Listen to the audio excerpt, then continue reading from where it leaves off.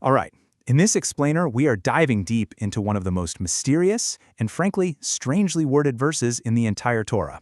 Now, on the surface, it looks like a simple statement of someone's age, but hidden inside its very peculiar grammar is, well, it's nothing less than a blueprint for the cosmos itself.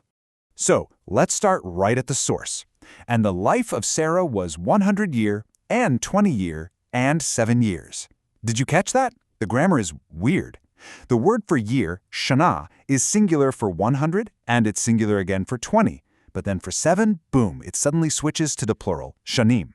Now, this is not a mistake. So what on earth is the text trying to tell us? You see, the sages of the Zohar, the foundational text of all Jewish mysticism, they teach us that there are absolutely no accidents in the Torah. This isn't just clumsy grammar. It's a keyhole. It's an invitation for us to see a profound blueprint of reality, a whole hierarchical structure of creation, encoded specifically in the lifespan of the matriarch Sarah. So let's dive in. We're going to begin at the highest, most abstract level of reality. The verse starts with the largest number, 100, and so will we. And by doing that, we're actually mirroring the cosmic process of emanation itself, from a single unified source flowing down into complexity. So in Kabbalah, the number 100, it represents something truly profound. The Zohar teaches that 100 isn't just a quantity, it's a state of being. It symbolizes absolute perfection, a kind of undifferentiated, singular wholeness. Think of it as the conceptual root of everything that will ever exist, a state of pure potential before any division has even happened. They call this highest level Raza de Yeshuda, which means the secret of unity. It represents this ultimate potential, a state of total completion. The number 100 signifies this because in mystical math, it represents the 10 Sephirot, or divine attributes, where each one contains all 10 within itself. It's like a perfect, holographic, self-contained system. For those of you who think in technology terms, imagine this level as the root server. It is the master blueprint, the absolute source code. It's the pure, uninstantiated program that contains the potential for every single process, every application, and every piece of data in the entire operating system of reality. And you see, every single aspect of this level points right back to that single unified state. It's associated with the highest Sephirot, Keter, the crown of pure will, and Bina, the palace of pure understanding. Its state is potential. Its color is this brilliant, luminous white light that contains all other colors but hasn't get fractured into a spectrum. And crucially, the Torah uses the singular word shana, year, to describe it. And the Zohar itself doesn't mess around. It states this directly. It says the reason the text writes 100 shana, 100 year, is precisely to teach us that this is the level of the Raza de Yahudah, the secret of absolute conceptual unity. Okay, so now let's see how this incredible unity begins to unfold. So from that state of pure, undifferentiated potential, the system starts to create a framework. We're now descending from pure unity into the first real stage of structure. The number 20, which represents 2 complete sets of 10 Sephirot, it signifies the first great polarization. This is where the fundamental duality gets created, the 2 pillars you need for anything to be built. It's the emergence of relationship and the dynamic tension that really underpins all of existence.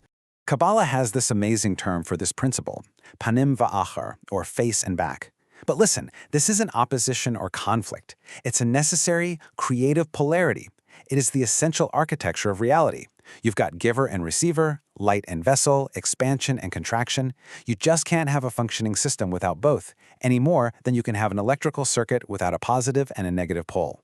So let's go back to our cosmic engineering analogy.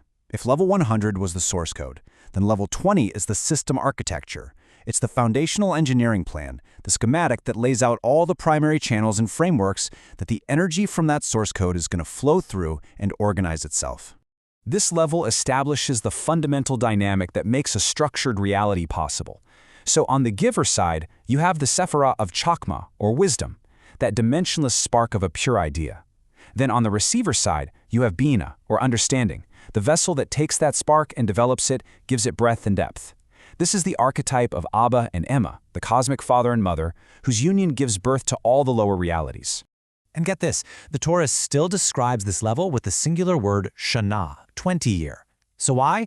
Because even though duality is now on the scene, we are still in the realm of these high-level unified principles. The concept of structure itself is still a single unified blueprint. We haven't yet dropped down into a fragmented world of multiple separate things.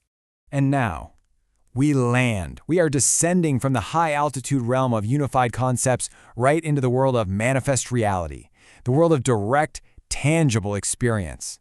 You know, in Judaism, the number 7 consistently represents the natural world. It's the world of time, of space, of cycles. This is the tangible, differentiated reality that we all inhabit. This is where the blueprint finally becomes the building. And right here, this is the great reveal. This is the aha moment the entire verse has been building towards. The grammar finally shifts. For the number 7, the text doesn't say shana, it says shanim, years, plural. This linguistic pivot is the secret code. It signals that we have crossed the threshold from the world of unified concepts into the world of manifest multiplicity. For all you gamers out there, think of it like this. Level 100 was the inaccessible conceptual code of the game itself. Level 20 was the system architecture that built the game engine. But Level 7? Oh, Level 7 is the world hub. These are the distinct playable levels, you know, the desert world, the ice world, the forest world. The 7 domains of emotion, time, and action, where the game is actually played and experienced. And seriously, once you see this pattern, you start seeing the number 7 everywhere. It's the very structure of our physical and spiritual reality. The 7 lower Sephiroth, or emotional attributes, from Chesed to Malkut, the 7 days of the week, the 7 notes in a musical scale, the 7 colors of the rainbow. It is the fundamental, repeating pattern of the manifest world. The Zohar explains this perfectly. It states that these 7 shanim, these years, are separated and emerge. This is the point where singular unity fragments into all the diverse experiences of life, judgment and mercy, light and shadow, and all the many sides and paths that make up our lived experience. Okay, so we have these 3 distinct hierarchical levels, right? The unity of 100, the structure of 20, and the multiplicity of 7. But why is this profound cosmic story told through the life of Sarah? What makes her the perfect vessel for this teaching? Sarah is the central figure because her life represents the archetype of perfect integration. Her consciousness didn't just exist on one of these levels. She harmonized all 3. She was able to live in the manifest world of the 7 with all its challenges and its complexities while maintaining this clear, unwavering connection to the architectural principles of the 20 and the supreme unity of the 100. Now, that's a beautiful idea, but you might be wondering, is it just a poetic interpretation, or is there something deeper, something in the text that actually proves it? Well, to answer that, we have to look at another layer of mystical interpretation called gematria, the ancient system where every Hebrew letter has a numerical value. And this means names and words hold hidden mathematical secrets. And the mystics, they provide one final, absolutely breathtaking piece of evidence that just locks this entire structure into place. The total years of Sarah's life are 127. Now, in the system of gematria, the number 127 corresponds precisely to a very special calculation of the divine name Adonai. As you can see in the calculation, by summing the value of each cumulative part of the name, we get to 126, and then adding 1 for the name as a whole gives us, exactly, 127. So why this specific name? The name Adonai is intrinsically linked to the 10th and final Sephirah, Malkut, or kingdom. Malkut is the ultimate vessel.